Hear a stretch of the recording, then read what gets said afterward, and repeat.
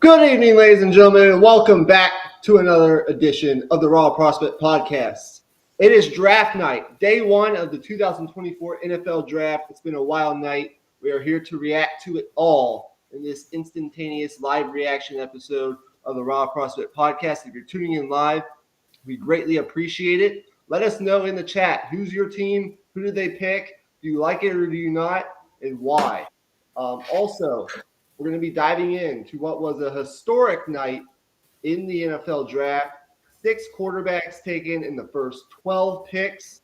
We've seen 6 quarterbacks taken in the first round just once before. That was the 1983 John Elway draft. But in that draft, the 6th quarterback was not taken until the 26th pick. And so tonight was a historic night on that front. We've seen a run on offensive tackles like we kind of expected. The Cowboys just made a pick. We'll react to both of our team's picks individually. The Ravens are on the clock. Their pick is in. So I guess we'll just start this reaction episode by reacting to these last 3 picks of the first round, and then we can get into some other stuff. But Emmy Nixon, how are you doing tonight? I'm doing great, man. It's been a long day, but man, the draft, I fucking love it, man. Like, I just get reminded of it every year. Like, the lead up to it can feel long at times. Like, sometimes, like, there's a limit to how much draft content I can possibly consume in a draft season. But once the draft actually starts, that's when it all just hits you, and it's all like all the mock draft stuff is out the window, and it's just teams going out and trying to make moves to win a Super Bowl, which is what it's all about, man. I fucking love it. And let me just say this. I think you got to give – I don't know how it's all planned, but I think we got to give the NFL a ton of credit here. Detroit has absolutely put on a show.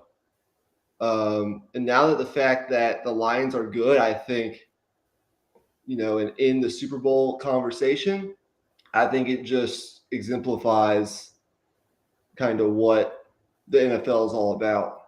They put on a great show. I believe there's over 275,000 people attending live at the draft in Detroit. So they've absolutely showed out big time. Great turnout at this year's draft, like always.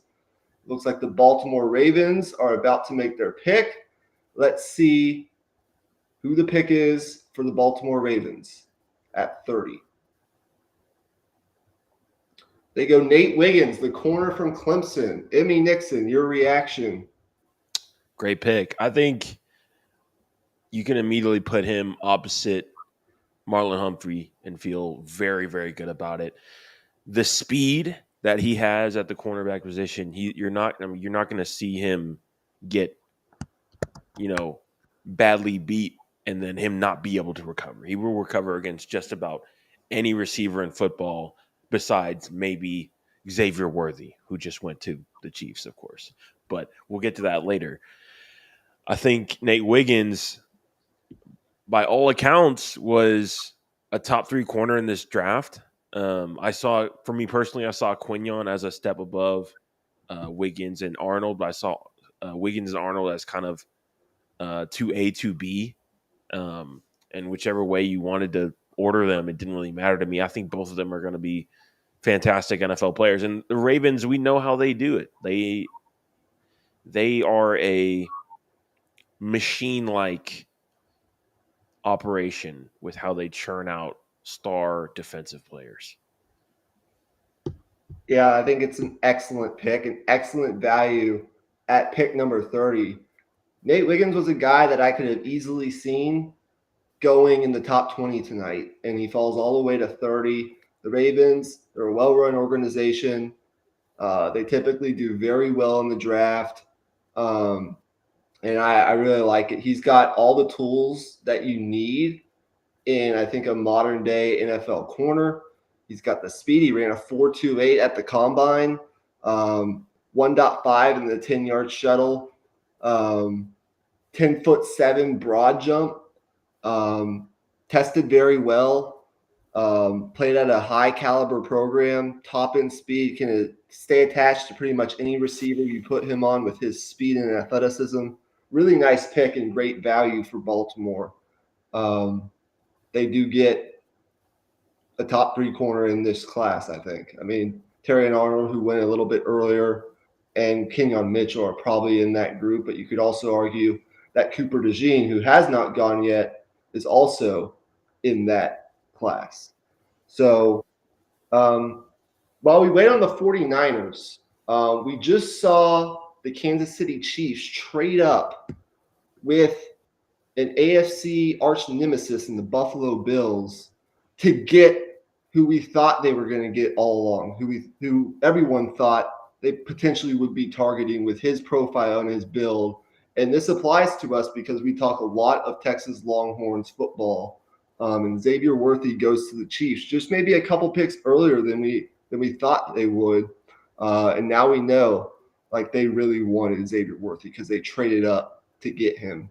So your reaction and the interesting thing to me is I wonder what intel they were getting in terms of other teams that were maybe interested in him. Yeah. Because we know that, draft analysts, like they like for the most part weren't entirely swayed by the 4.21 40 time in terms of him being a lock for the first round. But we know how these NFL teams see it. These NFL teams, especially these contenders late in the first round, they want traits. They want guys who can turn into difference-making players, and like they want a player that can be the difference in them maybe winning a Super Bowl. Like that's the difference with these contending teams. They want that high upside. So maybe the Niners or I don't know if it would be Baltimore, but someone definitely had interest in Worthy for the Chiefs to go up and want to do that.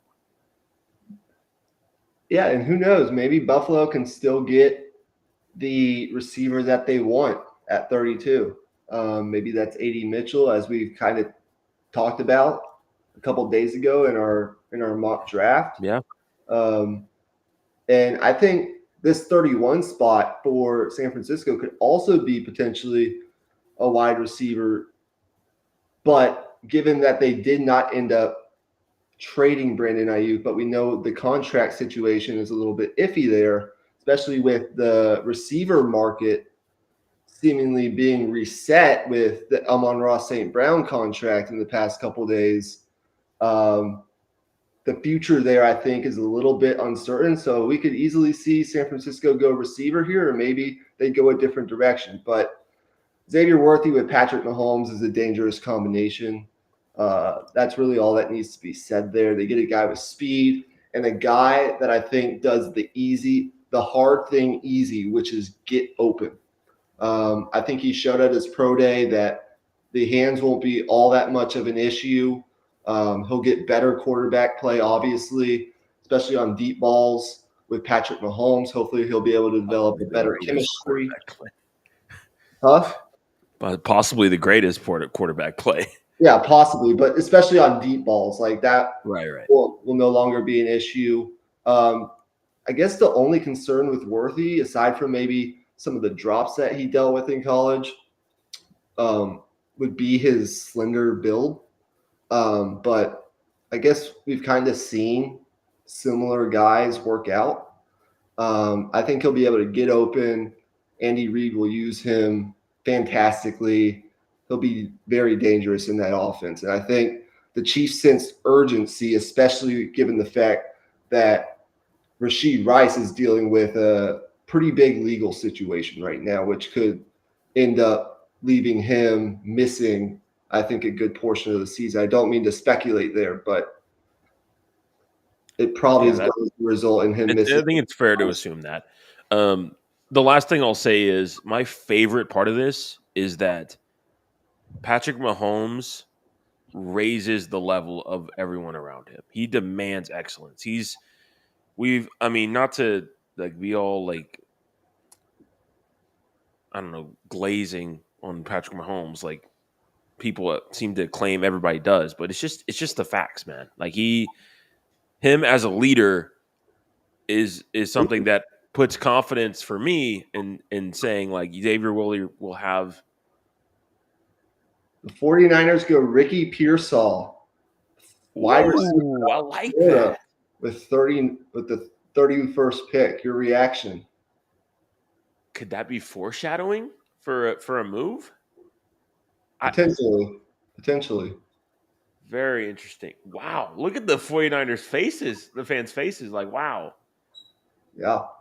But like, if you're a draft nerd, you know who Ricky Pearsall is. He's a separator. He knows like he just gets open, man.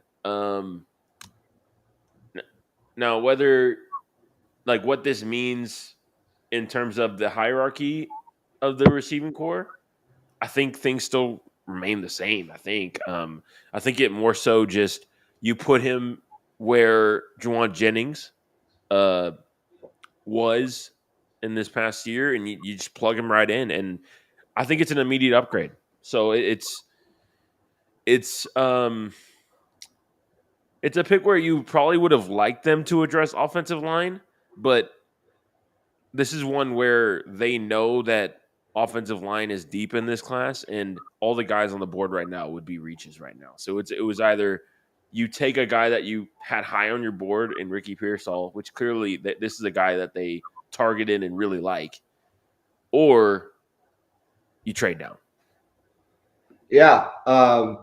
Thing that stands out to me about Ricky Pearsall, you talked about the separation he creates, and he'll be great in that offense.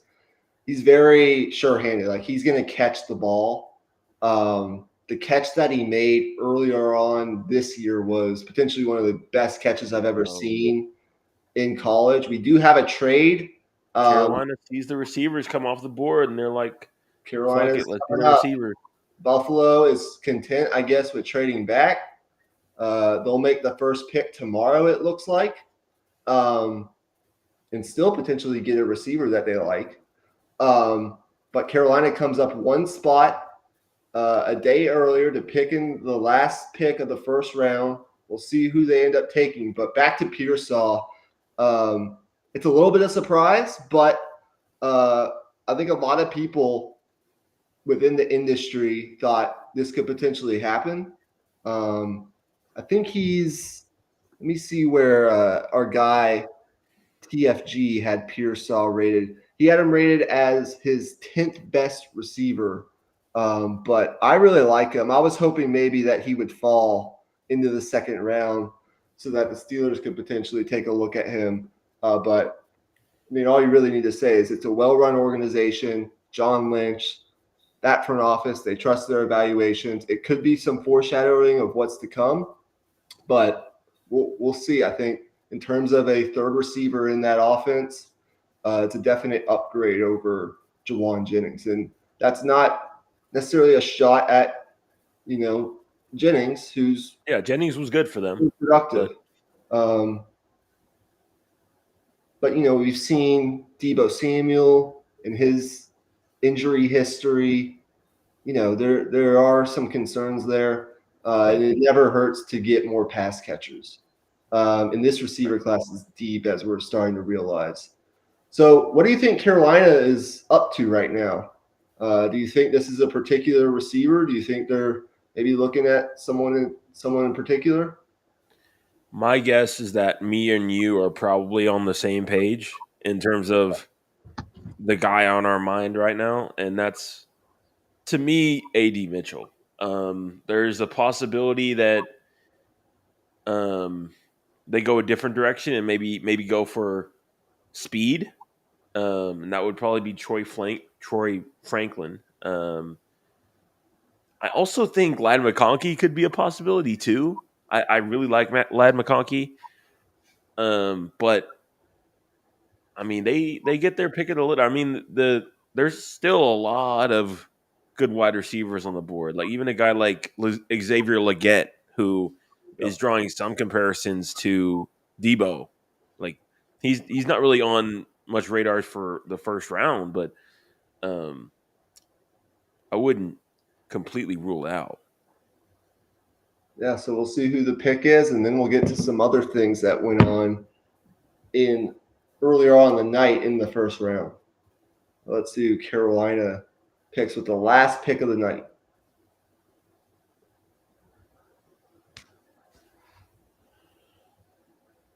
The pick is in, so we'll see where they go here.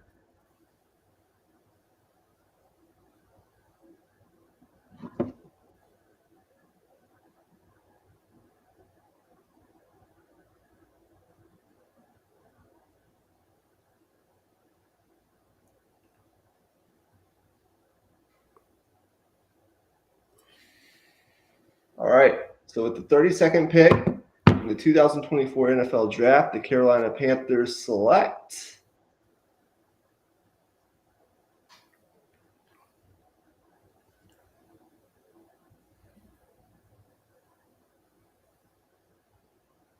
Xavier Legette, wide receiver out of South Carolina. Wow. Your reaction to that? Well, he's a run after the catch monster. I'll say that. Like he's in the mold of like I mentioned earlier, kind of Debo. But Debo is one of a kind, so I don't think that's fair to compare him to Debo. I would consider him to be as a guy who he has a ways to go in terms of diversity in his route tree, but the routes he does run, he runs at a very high level. And I think the Panthers are probably not done. I think they probably will come out of this draft with two or three, or at least two or three pass catchers would be my guess. So um, I think I'll wait to pass judgment on this pick because I'd like to see who they pair him with. Yeah, I like to see that too. But it's another very talented weapon for Bryce Young. I really liked him as an option in the second round, but he goes in the first. And look, at the end of the day, there's always a couple players who you project as second round picks that maybe later on the first round, teams have first round grades on. And I guess we saw that here potentially with both San Francisco and Carolina. That's speculation, but I think that's fair to wonder. So now that the first round is over, we'll get the second and third rounds going tomorrow night. Where do you want to start? Do you want to start with reactions to our team's picks? Steelers picked at 20, Cowboys picked very recently at 24. Or do you want to start at the beginning and react to some of these quarterbacks that were taken early on? I think we got to start with the quarterbacks, man. I think that was the story of this draft. Obviously, the first three picks we kind of knew were going to be the case. The only question was 2, 3 if that was going to swap, but it ended up going the way we tended to think it would go in most of these mock drafts. And then, of course, once pick number 8 came around, that's when the surprise pick of this entire draft happened, Michael Penix Jr. And you know what? The more I thought about it, the more I liked it. And then, of course, Bo Nix at 12 to I skipped J.J. McCarthy. My apologies. J.J. McCarthy at 10 to the Vikings. They traded up from 11 to 10 to make sure they got their guy. Then the Broncos at number 12, taking Bo Nix. So I'll start with you. You want to start with, I guess, start from the top, I guess? I think we should start with what I found to be a true surprise. I'm not, I think some people mistake surprise for bad pick. That's not at all what I'm saying. Yeah. I think Penix is where we got to start because this pick kind of came out of left field.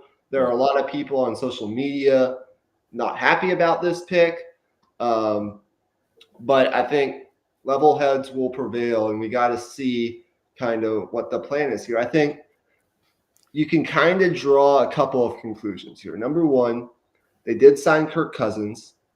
He's going to start for them. Penix doesn't have to play right away, obviously. But the Falcons, I think, are telling you, like, Kirk Cousins is what, 35, 36 years old.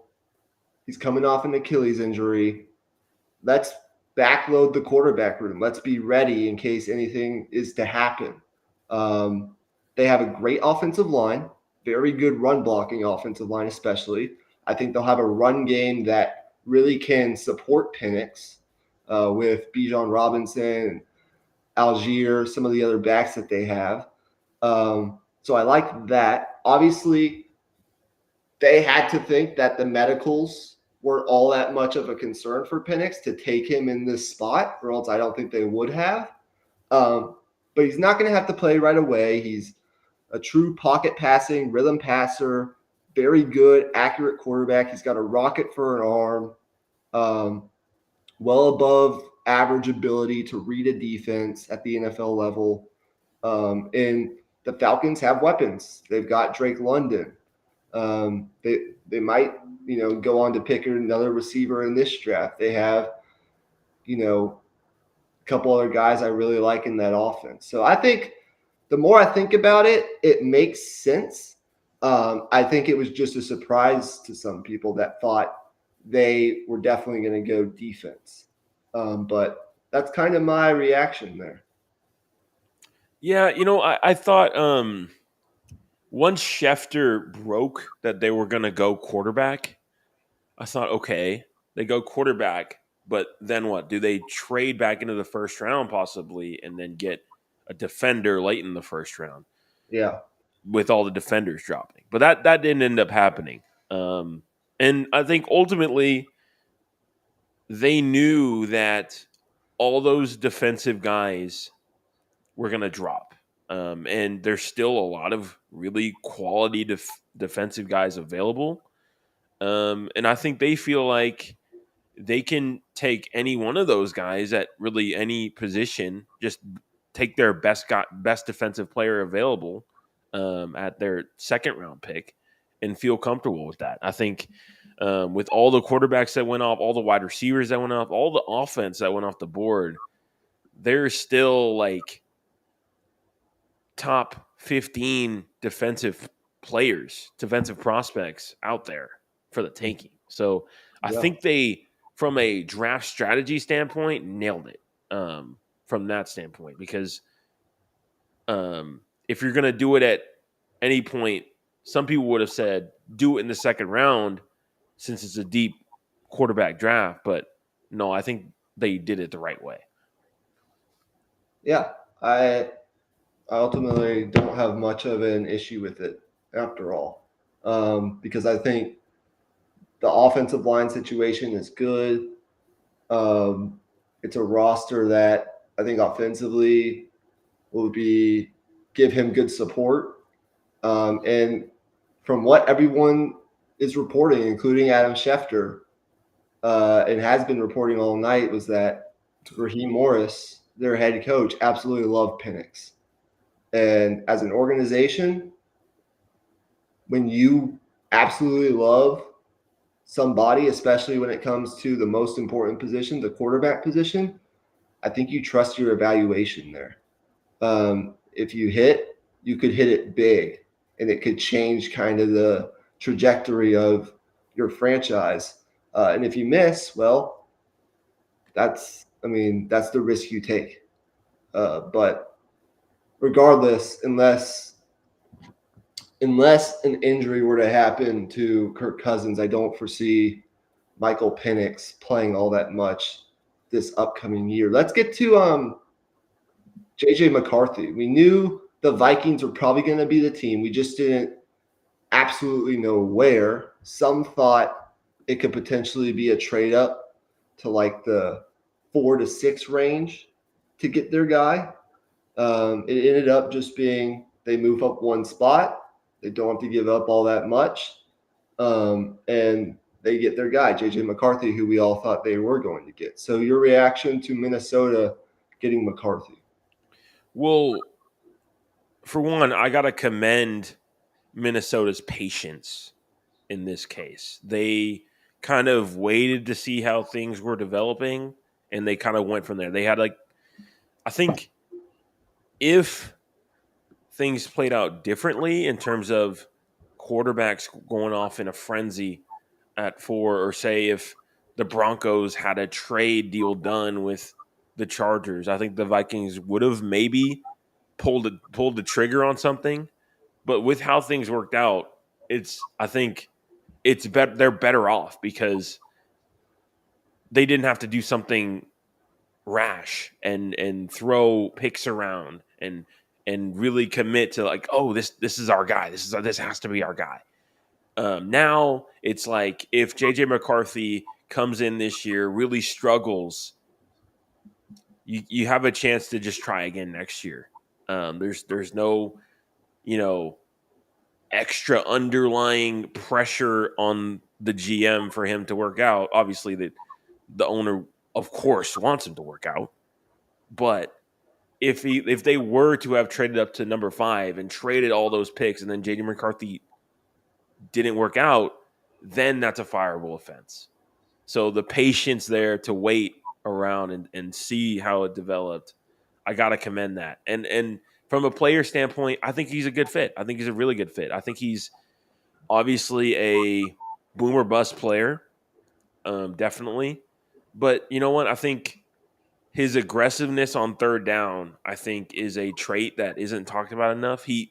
He's not a guy who's just gonna throw it short of the sticks. And not to hate on Derek Carr or beat on Derek Carr at all, but Derek Carr is kind of the guy that I point to as someone who is content with throwing it short of the sticks on big third downs. And JJ McCarthy will at least, he's gonna try to make a play and extend. Yeah, and they only had to swap first round picks. So they did have to give up their second first round pick, which actually came into play big time a little bit later on in the draft when they traded up to 17 to get Dallas Turner. So they traded up actually twice to get their quarterback and their edge rusher. But I do think McCarthy's a good fit. They have an offensive coach. I like that. He's, I think, as TFG described him, a clean ball of clay, just 21 years old, plenty of room to grow. He's got good arm talent. He's got athleticism that I think can make him a quality starter in the league. And we'll see, how well they do to obviously coach him up and continue to develop his processing and decision-making, as right now, at least on tape, he at times was quite inconsistent in that department. But there's plenty of flashes there.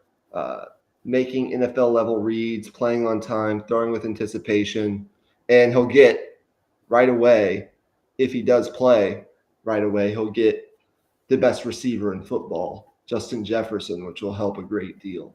So, yeah, I like it.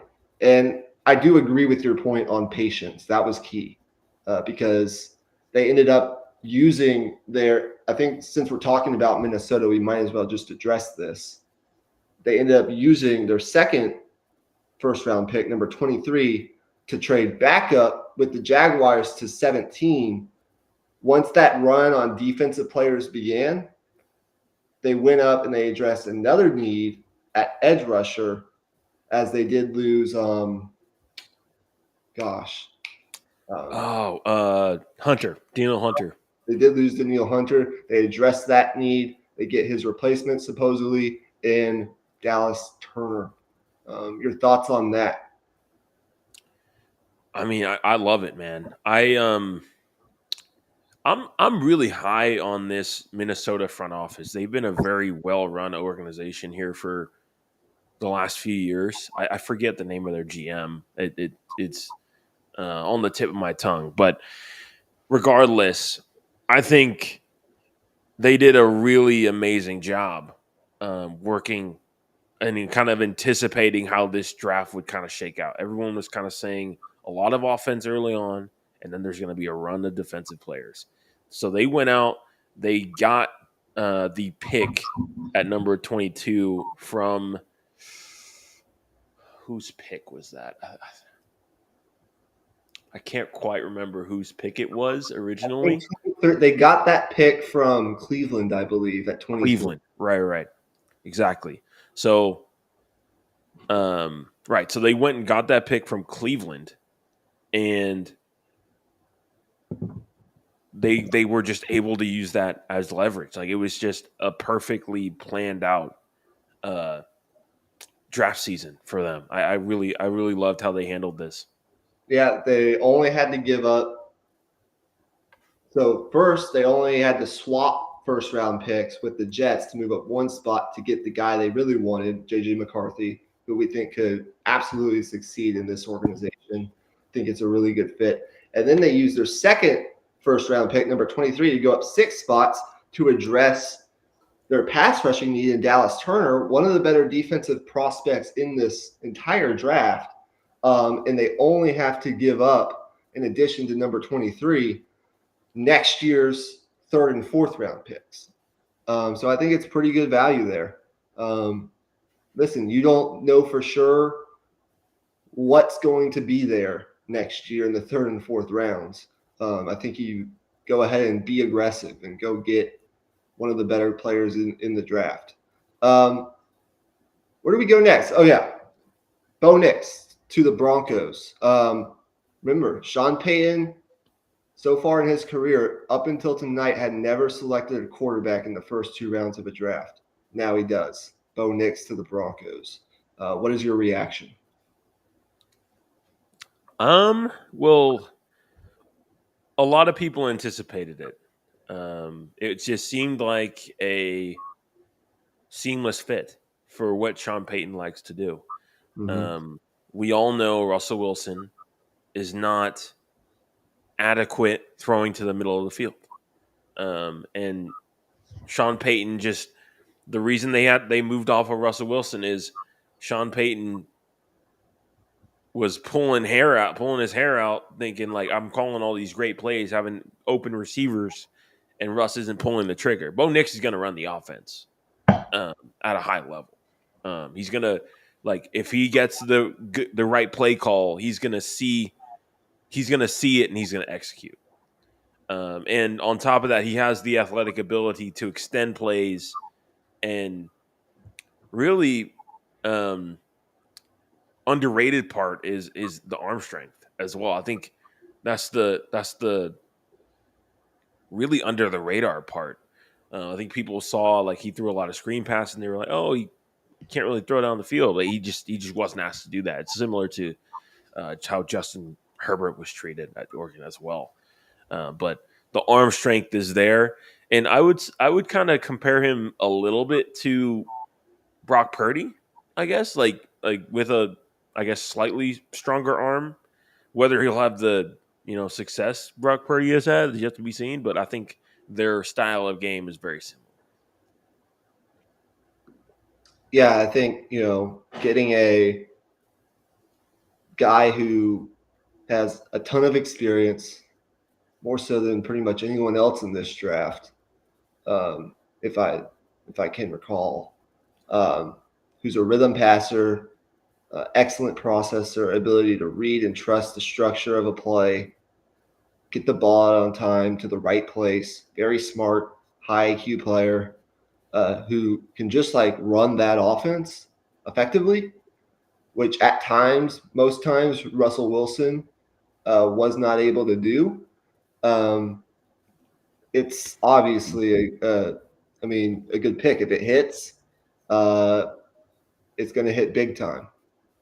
So I think they're all kind of like, we knew the top three was going to be the top three. We knew it was going to be Caleb Williams for sure. We speculated for months that it was going to be Jaden Daniels, number 2, and probably we did not know for sure what the Patriots were going to do at 3, but we thought if they did stay at number 3, it was going to be a quarterback, whoever that quarterback was going to be. So, and then we nailed the Marvin Harrison Jr. to the Cardinals. That was an absolute lock. I think, look, the insiders were right on it. I think, they were kind of hinting at this all along. Early on today, through the afternoon, into the start of this draft, everyone was talking about 6 quarterbacks potentially being taken in the first round, 6 quarterbacks potentially being taken in the first round. So maybe they knew something that we knew it could happen, but we weren't sure it was going to. So yeah, I think all 3 of those guys are kind of similar. Penix, Nix, and McCarthy.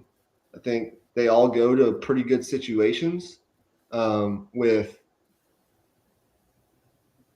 if not offensive head coaches, like good offensive coaching staffs. I think what the Falcons did hiring Zach Robinson, who comes from the Sean McVay tree as their offensive coordinator, will absolutely help out a guy like Michael Penix, learning from a guy who's done it at like a top 12 quarterback kind of level for years and years, and Kirk Cousins will help that as well. I think they're all in very good situations. Bo Nix gets Sean Payton, and J.J. McCarthy gets Kevin O'Connell and the best receiver in football, Justin Jefferson. So I think they're all in kind of a similar boat. They all have their certain things that they'll have to develop and weaknesses, but look, I mean, quarterback is like, I think this draft just proves, like, what was it, like the first 14 picks, first 14 picks were all offense. Like, that just kind of shows where this thing is heading. It's all going to be, we knew this, but it's an offensive league now. That's not to say defense isn't important anymore, but offense is what rules the day right now. So with that being said, but I also think this was also just a amazing offensive class too, though. Yeah, both can be true. Yeah. Amazing offensive class, and I mean, offense. I think the surprising part to me was it seemed like the league was much lower on these corners than maybe the general public was. Like, in my mind, I saw a world where Quinyon Mitchell could even go in the top like 13, maybe even the top 10 if a team was so inclined. But he falls all the way down to 23, of course, to the freaking Eagles. So, I mean, we'll get into that later. Yes, but at the same time, remember what you just said. Offense. Deep offensive draft. Right. Yeah. So, I mean, everything that we just mentioned, I think, plays into it a little bit. Yeah. I want to go back to the NFC North because we just kind of talked a lot about Minnesota. I thought there were some interesting moves in this division. Particularly, we have to start with what the Bears were able to do tonight. I think they did what a lot of people thought they would, which was get Caleb Williams, which I don't think we have to talk all that much about. And then they got Rome Odunze, who's clearly in the top 3. There might be, I don't know how you evaluate it. I mean, but he's clearly in that top echelon of wide receiver. Oh, yeah. Yeah. Yeah, I think it was a great night for Chicago. You look at their offense now, and it's it's loaded with talent at the skill positions. Yeah, and you definitely couldn't say that at all before the start of this season. I mean, it was really just DJ Moore and a lot of. I mean, Darnell Mooney is solid. I'm not gonna rag on him, but it was DJ Moore and then down a few levels, Darnell Mooney, and then everybody else. And now you have a legit trio of guys. And I think Roma Dunze is a great pick also because he'll get mentored by Keenan Allen, and also he will be the heir apparent to Keenan Allen in the same style of player. They both have inside out versatility. The route running, I think if Roma Dunze can implement Keenan Allen's route running style, that will make him just that much more of a like incredible player. I think it's a great fit. I absolutely. I think him getting mentored by Keenan Allen could be incredible. Yeah. And there's not as much immediate pressure on him right away to be like number one guy right out of the gates. Yeah. He could end up being that, who knows? But with Keenan Allen and DJ Moore there, it takes a lot of pressure off him. And you look at the other guys they still have. I mean, they get DeAndre Swift, very productive back. They have Cole Kmet, who's been a productive tight end for years. You know, and they have their quarterback, which hopefully this is the first quarterback for the Bears that throws for 4,000 yards and 30 touchdowns, because they've never had that before. They're the only team in the league that's never had a quarterback like that. So with all that being said, where do we go next? I guess we can just now talk about, we addressed the quarterbacks. Let's just now talk about picks that stood out to us from tonight. And then at the end, we can talk a little bit about the Steelers and Our the teams. Cowboys. Go ahead. Okay. Yeah. Picks that stood out to me. Where to begin? Okay. I'll give you one. I'll start with this. Pick number 6, Malik Neighbors to the New York Giants. I think if there was anything that could jolt Daniel Jones back to what he was 2 years ago, which was a solid starting quarterback, it's this. My all accounts, I think Daniel Jones was there for kind of the latter stages of Odell Beckham, but he didn't really get to play with him. This is the best wide receiver that Daniel Jones has had by far. I don't think it's very close. I think Malik Neighbors, if he ends up being the best receiver out of this draft class in 5 years, I won't even bat an eye. I think, to be fair, I think both of these guys are going to be good regardless, barring health. But Malik Neighbors, he just has a insane run after catch ability, just explosiveness with the ball in his hands. Like the way I describe it is just the fear that he causes in a defense. Like you could feel that when you played the Chiefs with Tyreek Hill. You could feel that. And it affects things. It really does. It's an inevitability almost. Yeah.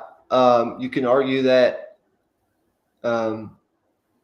he's the best wide receiver prospect in however many years, maybe potentially since a guy like Amari Cooper 10 years ago. I mean, there are other guys you can throw into that conversation. Yeah.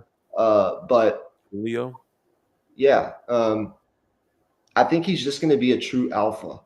I mean, I think that's the word I would use to describe it. He's a do-it-all guy.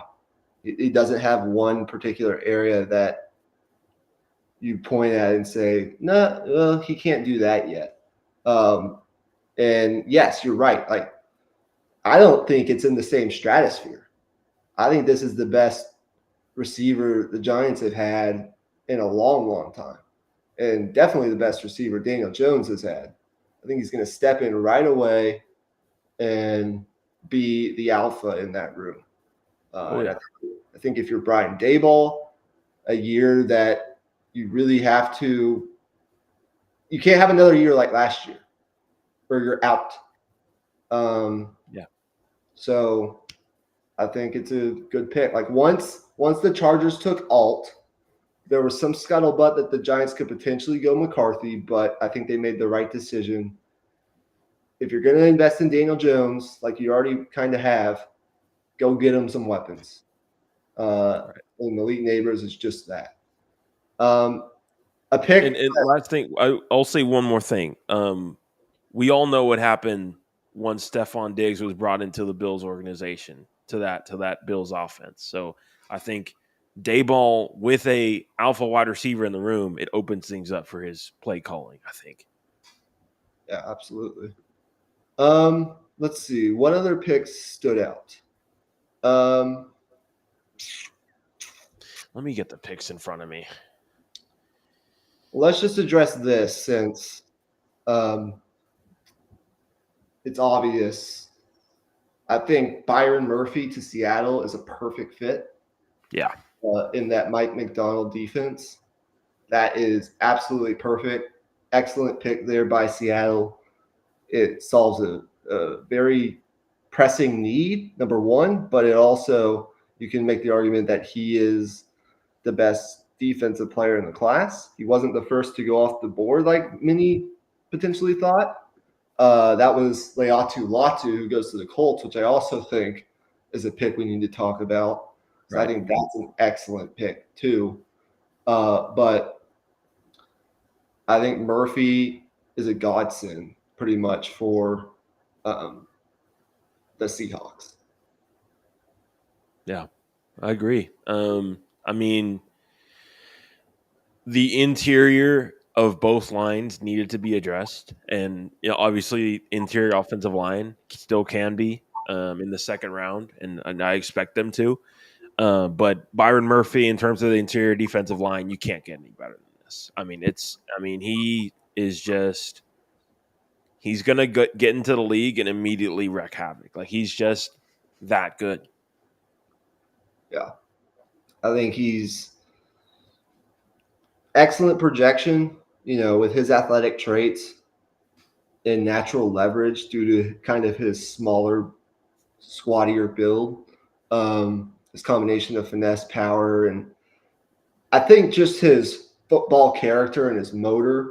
Like you don't have to question anything else off the field with Byron Murphy. He's going to come in and just be a dog for Seattle. What'd you think of I know you're really high on Leatu Latu, and since they were the pick before Seattle, what'd you think about that pick? Man, I think the Colts, they've had some swings and misses at edge, and now with them extending to Forrest Buckner again, they really needed to find their guy at edge, and I think this is it. I think Leilatu Latu is the rare guy to come out of college that's NFL ready as a pass rusher. Typically it takes time for you to develop your like pass rush bag, so to speak, but Leilatu Latu already has that. Like his pass rush understanding, that's probably not the best way to phrase it, but his understanding of the art of pass rushing is just on a deeper level than anyone else in this class, and he executes it that way. He just, I think, is the best edge in this class. I think it ended up falling the way I saw it ordering as in terms of the edge guys. Yeah, I agree. The last 2 years at UCLA, he put up legitimately like all-time good pass rushing numbers at the college level. 27 sacks, 127 pressures, and he led all of college football in pass rush win rate in the last 2 years. He's polished, and I think his upside is being one of the best pass rushers in the league just because of his readiness to play at this level. I think he's going to make an immediate big time impact for that defense. And it's good value right there at 15. The first defensive player off the board. And he feels a big need for them. As you mentioned, like they've taken some swings and they've missed. And this one, I think, at the very least, like I don't want to say like he can't bust because there's always a potential for injuries and other things that can happen that, can make a pick not be as successful as you think. But I think he's got a very high floor. I don't think this can end up being – I don't think this is one of those things that's going to end up coming back to bite them, certainly. What else stood out to you? Like, is there another pick or two that – Yeah, there's a couple more that I think we should address. We'll leave the Steelers for later, but to put it out there, that's a team that I would definitely have on a list of really, really good picks. But we'll skip over them for now. Let's talk about the Eagles for a second. Yeah. Howie Roseman did it again. And I hate it. I hate it so much. That's the best compliment I could possibly give their pick of Quinyon Mitchell at corner out of Toledo. I mean, just fuck. Damn it. Yeah, I mean, he's exactly what they needed. A man cover corner that's just going to be an absolute dog on the outside. He's going to go in there. He's going to obviously he can learn from Slay and Bradbury or whatever, but I think he's going to immediately go in there and be the alpha. Slay and Bradbury, they've lost a step with all due respect to them. And they really needed the youth to throw in there. And he's exactly what they needed. Yeah, he's very good. Let's just say that. He's I even thought like potentially the Steelers might swing on him at 20 because he was there and like best corner in the draft. Corner's arguably still a need for Pittsburgh, but I mean, what's not to like about Kenyon Mitchell and the fact that he's going to the Eagles of anywhere? Who would have thought? He's got the athleticism and the size of I mean, I don't think we have to rehash everything, right? I mean, he's just got the potential to be a really elite NFL corner, and he fills a very pressing need for them. Can play pretty much, I think, anywhere, any scheme that you want him to play. He'll be good in man. I think he'll be good in zone. And I think what really drove his stock to where maybe he didn't get picked where you ultimately thought he would get picked, like you mentioned earlier. I thought he was going to go a lot earlier too. But I thought his performance at the Senior Bowl really just cemented it. He really showed out at the Senior Bowl. And also the key to the thing to note is like those one-on-one drills, they're geared towards wide receivers. So the fact that he was winning those drills is, I mean, it just shows how good he is. It really does. Nick Saban, who would know better than anybody, on the College Game Day show right before the draft, he said,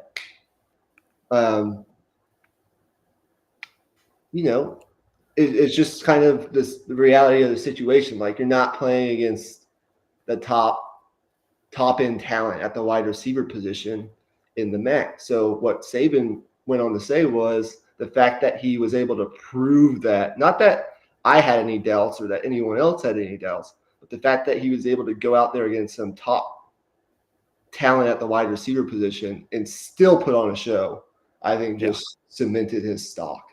Yeah, And then the testing numbers. But yeah, yeah. Oh yeah, of course. everything.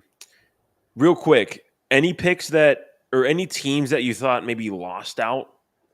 I have one team in particular, but it might be a little controversial. Um, my team that I wanted to point out as a team that maybe lost out a little bit Go ahead. was the Raiders, actually. And it has nothing to do with them ending up with Brock Bowers.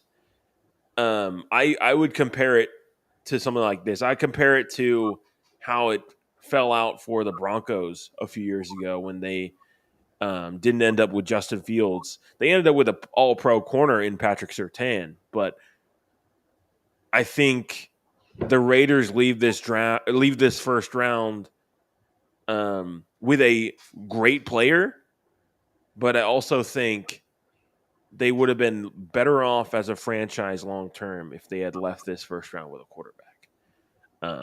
So, your thoughts on that? I don't think that's controversial at all.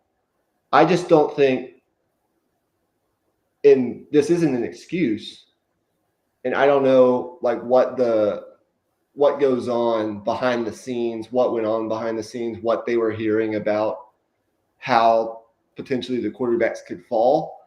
Right. My guess is they didn't expect all 6 guys to go off the board that fast. And look, that's no excuse not to get one of them. I do agree. Like they'd probably be better off if they had gotten one of those guys. I mean, I think we had Penix mocked to the Raiders, if I'm not mistaken. Right. Yeah. I thought he would definitely be there at 13. I guess. Look, they got a really good player. Yeah. Yeah. Can't knock them for that, but I don't. Maybe some would find that controversial. I think I'm right there with you. And it always seems like we're always talking about the Raiders come draft time, good or bad. Yeah. Um, And to their credit, it's for an entirely different reason this time. It's not because they reached. yeah, It's because that's true. it didn't fall in their favor, and they for whatever reason weren't able to get a trade done. Which it takes two to tango. Okay, I want to get your thoughts on a couple of these offensive linemen. We'll hold off on again the Steelers pick because we're going to address the Cowboys as well. But I want to get your thoughts on number 1, J.C. Latham going the second tackle overall, number 7 to Tennessee, and then the Bengals taking a swing on. Well, actually, go wherever you want with this. I'll give you the option. Fuaga to the Saints at 14, Mims to the Bengals at 18, or Latham to the Titans at 7. Which of those picks, or maybe you can talk about multiple, stood out to you? Or do all of them stand out to you? Well, yeah, I think definitely Latham at 7, and then probably Fuaga at 14 stand out to me. I'll start with Latham. I think it's clear why the NFL was so high on Latham. I mean, the physical tools speak for themselves, and I think what he shows as a run blocker is, I mean, to put it simply, I mean, just flat out, just the word we like to use, arousing. Yeah. So I think the run blocking, and then from a Titan standpoint, you can work with him on the pass blocking stuff. He tends to get a little grabby. His feet kind of stop a little bit in pass protection sometimes. He seems to be a little bit more comfortable moving forward than he is moving backward at this point in his career. But I think that can all be addressed with time. He's going to an organization with one of the best offensive line coaches in the game on staff in Bill Callahan. And I think this pick was made with that in mind. I think there's no question they consulted heavily with Bill Callahan for this pick. So I feel confident that it's going to work out. Whether he's good in year one, I think will just all depend on how quickly he takes to the coaching they give him. Then the Saints at 14 is interesting to me because Fuaga, I think, while he can be a good tackle, I think would be immediately a all-pro at guard. And he ended up in a spot where he's going to have to play tackle, but it'll be interesting for me to see if maybe later on he moves into guard. I don't know what the Saints uh, will plan for him ultimately, but I think from a run blocking standpoint, it's the same. It's kind of the same thing as Latham. He's nasty. It's like that scene from The Blind Side where the dude gets thrown over a fence. Like it's that to the level of nasty. Like he wants to kill you.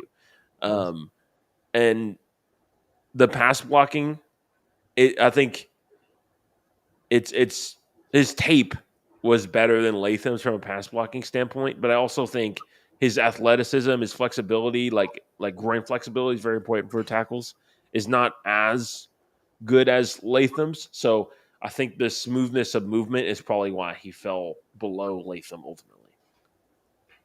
Yeah, and the great thing about it is you play him at tackle, probably right out of the gates, and then if you need to, you can move him inside to guard. Right. Where I agree with you, he probably becomes like an immediate one of the best guards in the league. I think he's got that kind of potential, especially as a run blocker. I think he has all the technique, toughness, and awareness in the run game. He's just nasty. Yeah. I like the pick. We'll see how he fares at tackle right out of the gates. But I think he's a natural fit. Played. I think he played exclusively right tackle at Oregon State.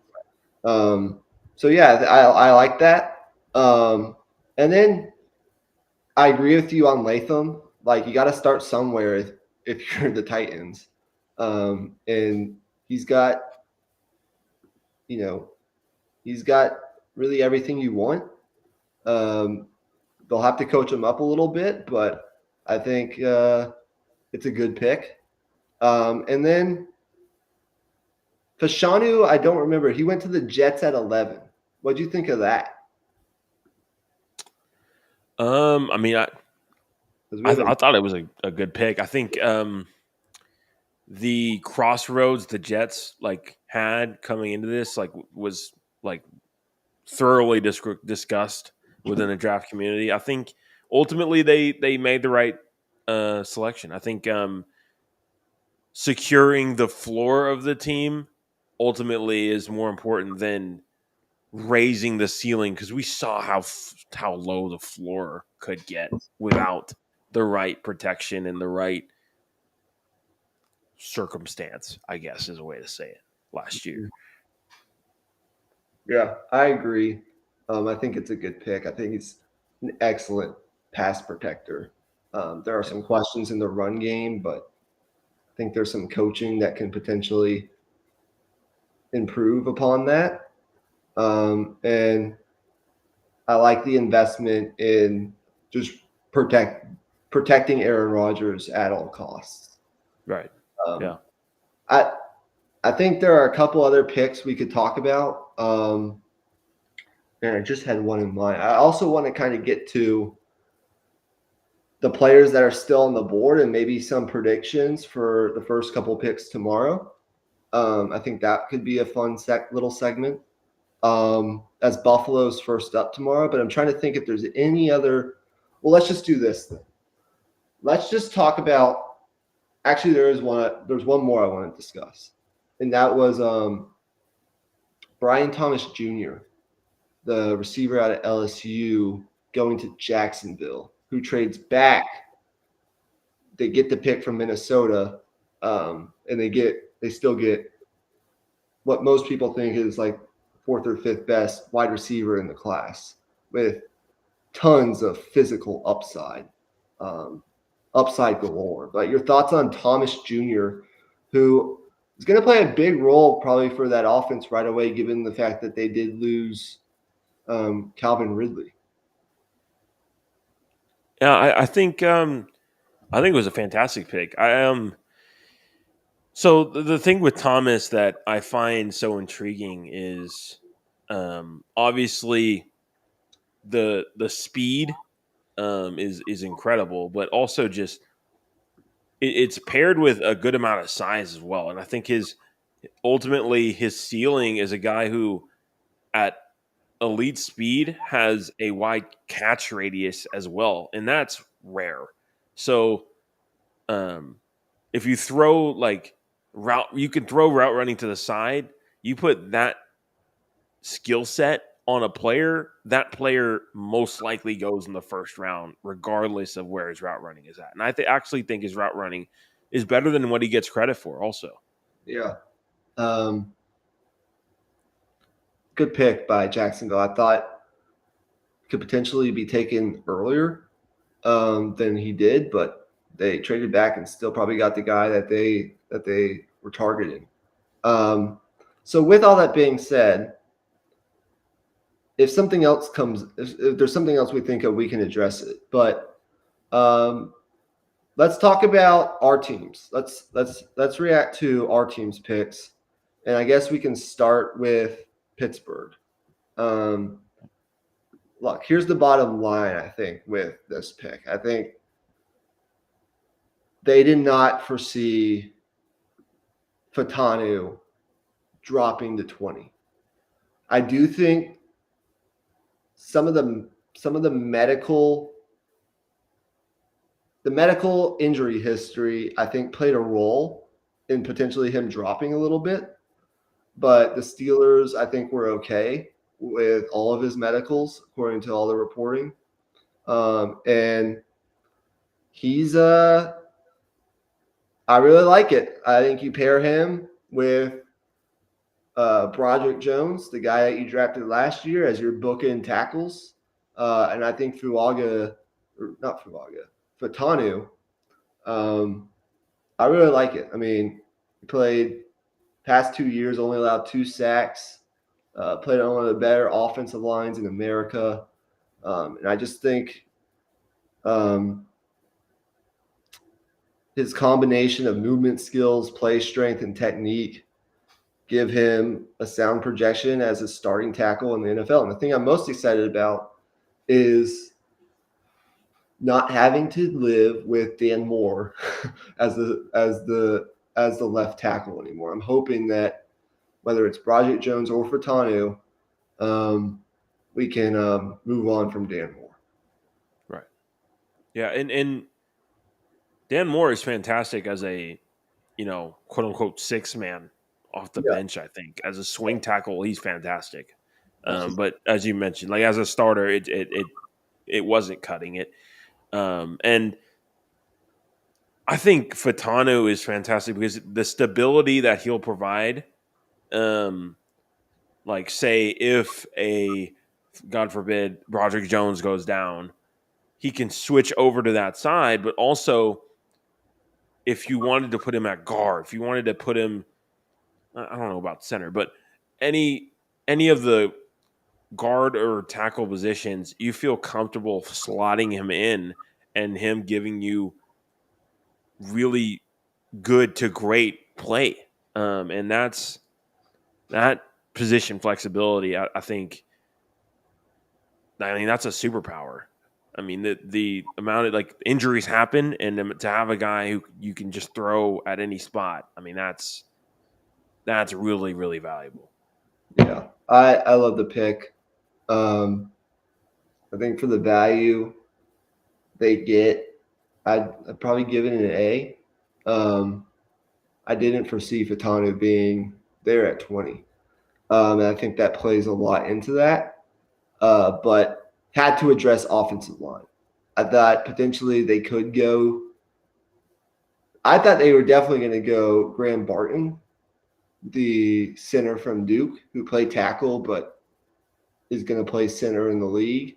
But you could still, if you're Pittsburgh, potentially trade up in the second round to go get a guy like JPJ or Zach Frazier, who are still on the board, Right. because you do have a second round pick and 2 third round picks.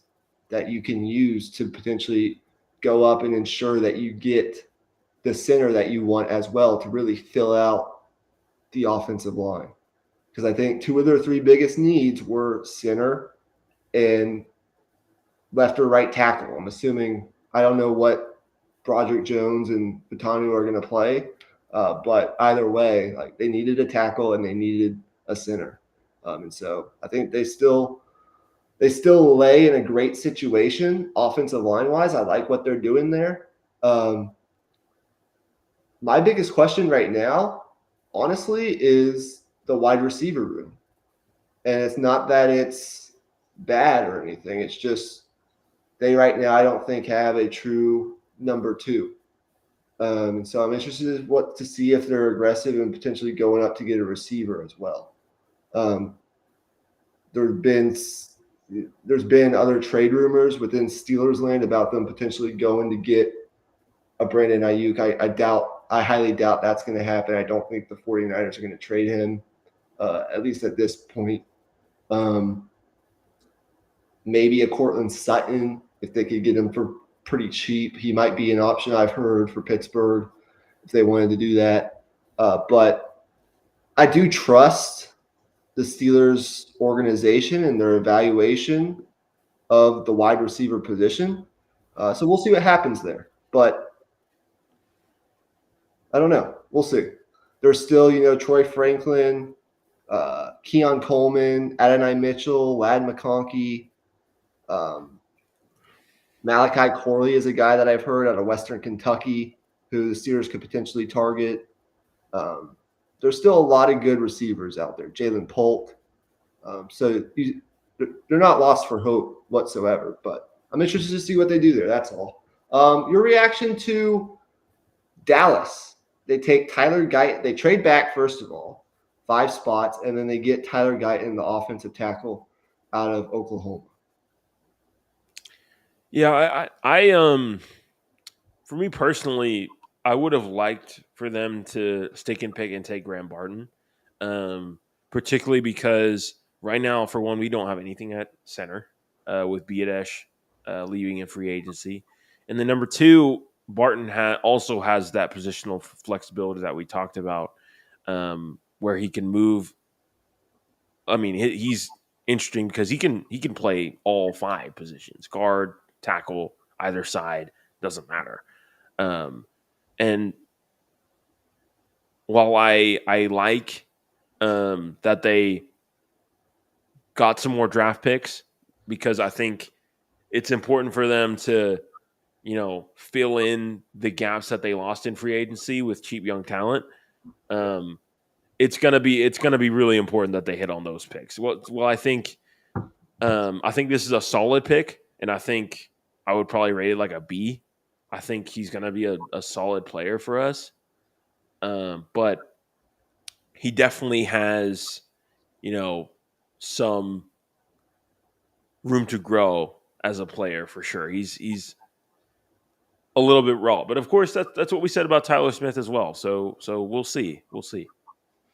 Yeah, and that makes, with Jordan Morgan being picked at 25 going to the Packers, that makes Joe Alt, Olu Fashanu, Amarius Mims, Troy Fatanu, Talius Fuaga, J.C. Latham, Jordan Morgan, and Tyler Guyton all off the board in the first round. We thought there was going to be a run on tackles, so it's not unexpected at all. But the situation right now at the tackle position, what is a deep tackle class? You've got Blake Fisher, the guy out of Notre Dame, still there. You've got McGagey from BYU. Yep, you've got him.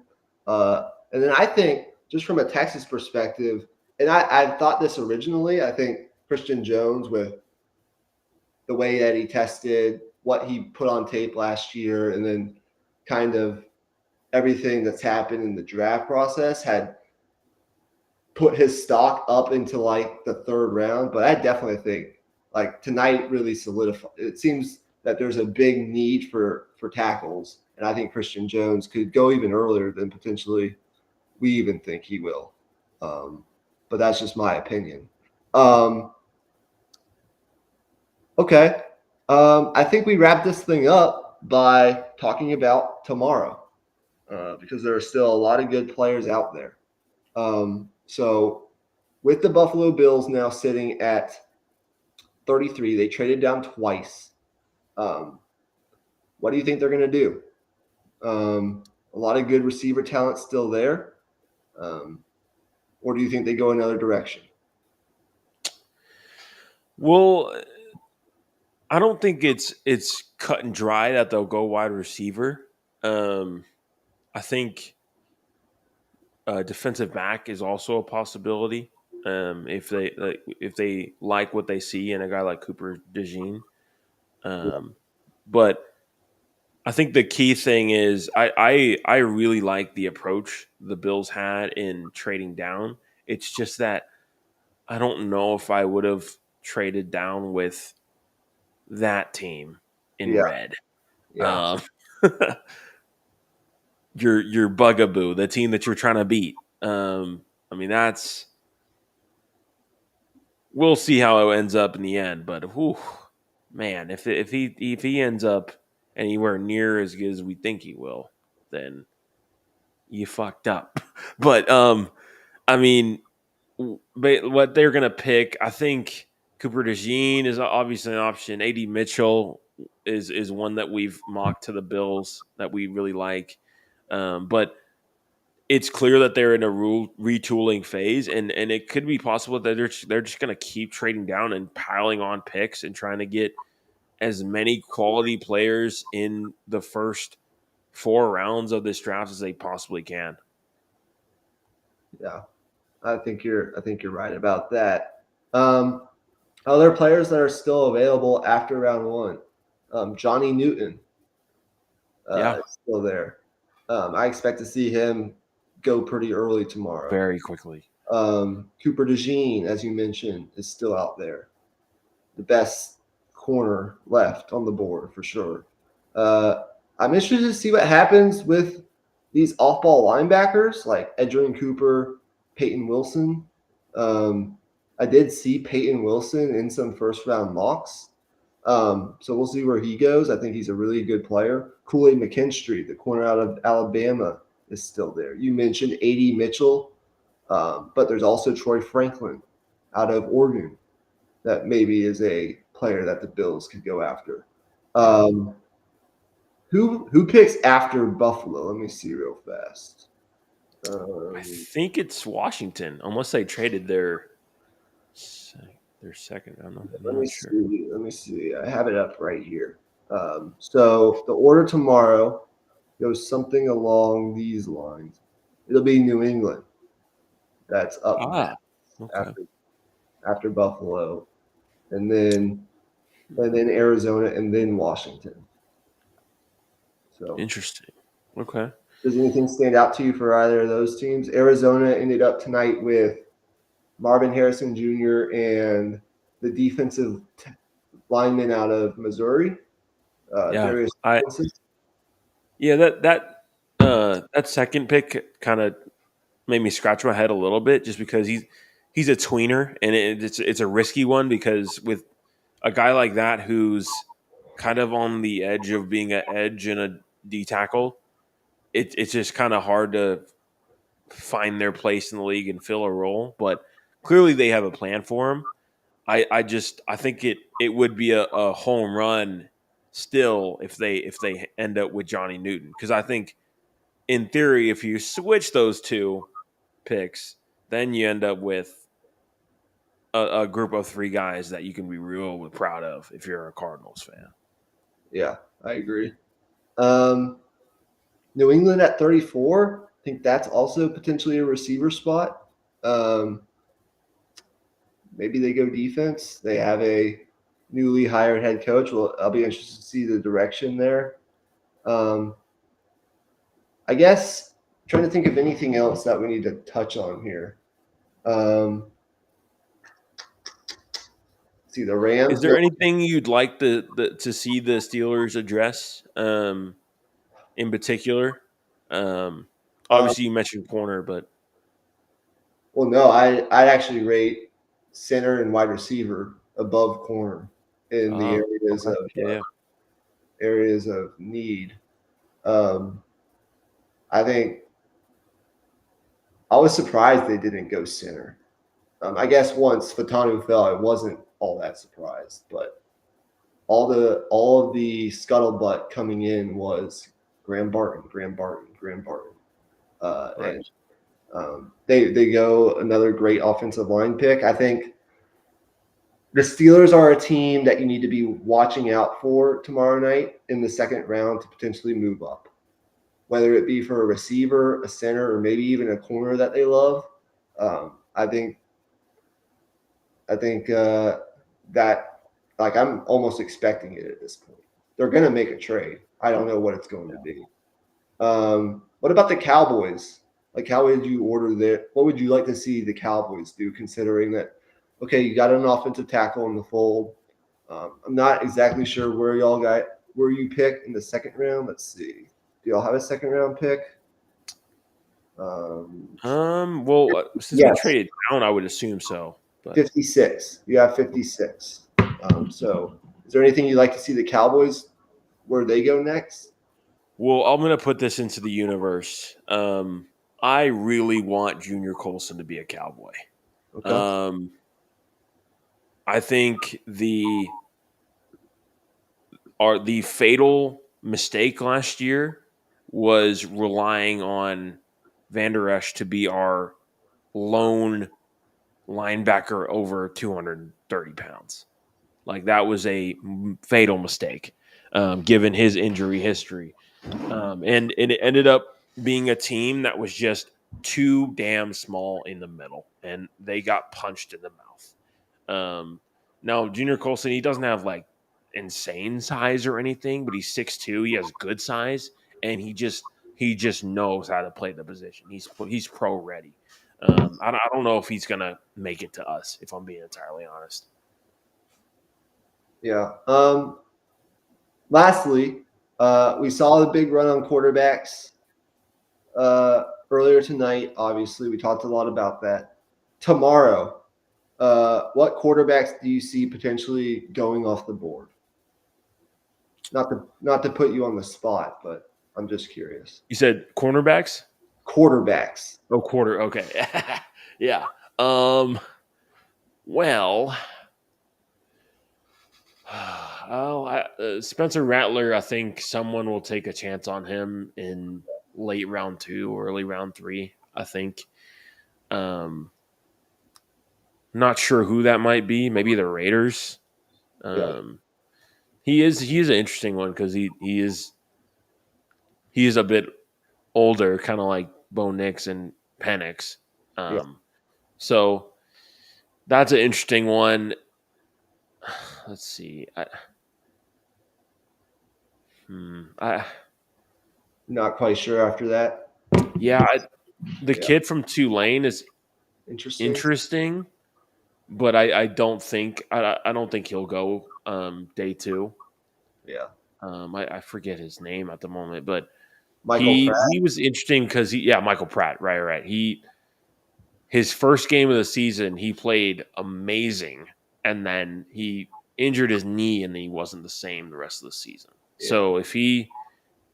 So the question is like, was that tape um like the majority of the season, was that who he is, or was that the result of the knee? I don't know. So it'll depend on what team's seeing him with Yeah. that. Yeah. I think it's probably Rattler, and then after that, it gets kind of Murky. yeah.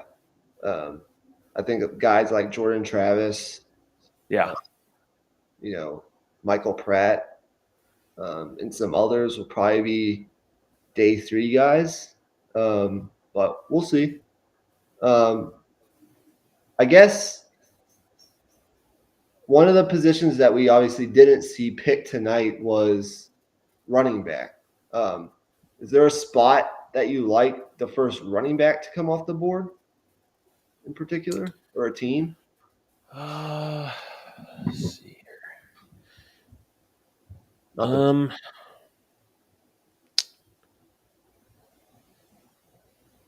I immediately think of the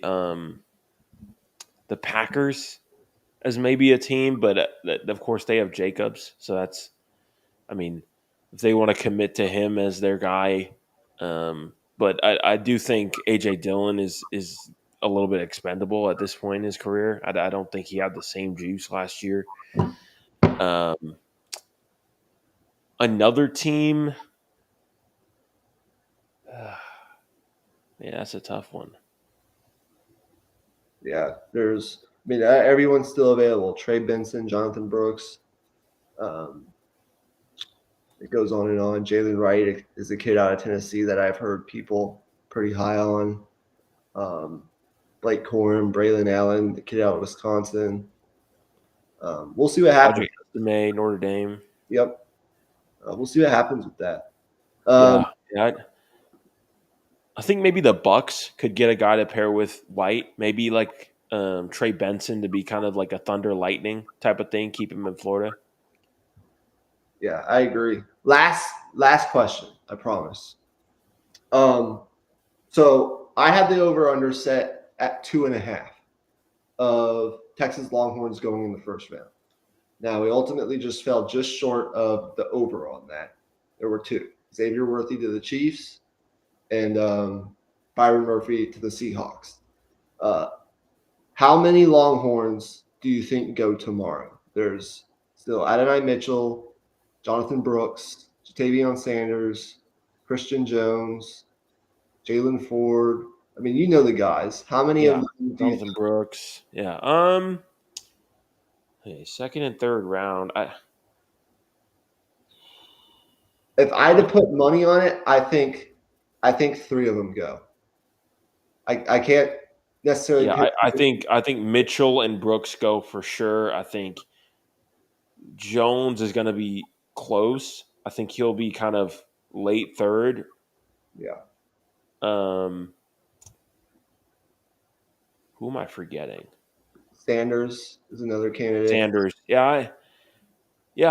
Sanders will go tomorrow as well. I don't know what to think of Sanders sometimes because I don't know how teams will view him because the run blocking is kind of he catches absolutely fucking everything, but he didn't have a season where he had the huge production, which is part of the reason why, like for a second there, we thought maybe would come back. But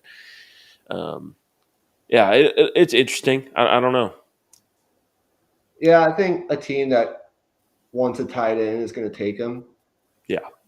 Like you can talk all you want about the performance, the testing, which wasn't necessarily great. You can talk about the fact that he never really produced to a level that you potentially thought he could. But I just think Yeah, there was a lot to that though. in what I view as kind of like a top heavy tight end class, I do think a team that just wants a weapon, a pass catcher, could potentially take him. Yeah. I honestly lean probably more towards in the third round than the second round. I don't think I think so too. he's going to go in the second round, but I mean, you never know. Like some teams have got like much higher evaluations of prospects than the media does and the people outside. So we'll see what happens with that. I do think three will go tomorrow. Potentially four, but I do think three is a safe bet. I think it's definitely Mitchell and Brooks. And then I think probably definitely one of Sanders or Jones, I believe. And then I think Jalen Ford's for sure getting drafted day 3, most likely. Because his production and his tape, I think, speaks for itself. I do think Ryan Watts is going to get drafted. I think he could end up being a safety, and I think his testing really helps him. I think he answered a lot of questions there. It might be late 5th or even in the 6th round, but I do think he's going to get drafted. And then I do think there are some like Whittington and Keelan Robinson are up in the air. But I think at minimum, Texas is getting 9 guys drafted, which is more than they've had in a long, long time. Okay, so I think that's going to do it. Great episode, 90 minutes. We covered pretty much everything that we really need to. We'll probably have more draft reaction next week, but good episode. Any parting shots? Parting shot tonight is Embiid dropped 50, Yeah, and Jokic is LeBron's daddy. the Nuggets won. Yep. I didn't even pay attention, honestly. I got to go back and rewatch some of those games at some point. But yeah, I did see Embiid drop 50. And look, I mean, he did say with confidence at the end in his press conference after they lost game 2 in that disastrous fashion that he still thinks the Sixers are going to win the series. Maybe they do, maybe they don't. I don't know. But with all that being said, thank you guys for tuning in. Enjoy day 2 of the draft. And we will see you tomorrow for Deep in the Heart of Longhorn Sports. Until then, have a great night. Peace out.